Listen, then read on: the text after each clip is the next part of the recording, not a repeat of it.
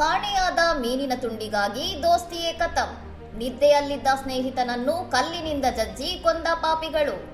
February 24ರಂದು ಮುಂಬೈನ ಗೋರೆಗಾಂವ್ನಲ್ಲಿ scrap ವ್ಯಾಪಾರಿಗಳಾದ Afsar, Suresh ಮತ್ತು ರಾಜೇಶ್ ಎಂಬುವವರು ಮೀನು ಅಡುಗೆ ಮಾಡಿ ಮದ್ಯ ಸೇವಿಸಿ ನಿದ್ದೆಗೆ ಜಾರಿದ್ದರು.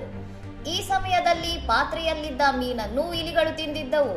ಆದರೆ ಊಟಕ್ಕೆ ಎದ್ದ ಸುರೇಶ್ ಮತ್ತು ರಾಜೇಶ್ ಅಫ್ಸರ್ ಒಬ್ಬನೇ ಎಲ್ಲವನ್ನು ತಿಂದಿದ್ದಾನೆ ಎಂದು ಅನುಮಾನಿಸಿ ಜಗಳ ಆರಂಭಿಸಿದ್ದಾರೆ. ಜಗಳ ವಿಕೋಪಕ್ಕೆ ತಿರುಗಿದಾಗ ಇಬ್ಬರು ಆರೋಪಿಗಳು ಸೇರಿ ಅಫ್ಸರ್ನನ್ನು ಕಲ್ಲಿನಿಂದ ಜಜ್ಜಿ ಬರ್ಬರವಾಗಿ ಕೊಲೆ ಮಾಡಿ ಹರಿಯಾಣಕ್ಕೆ ಪರಾರಿಯಾಗಿದ್ದರು.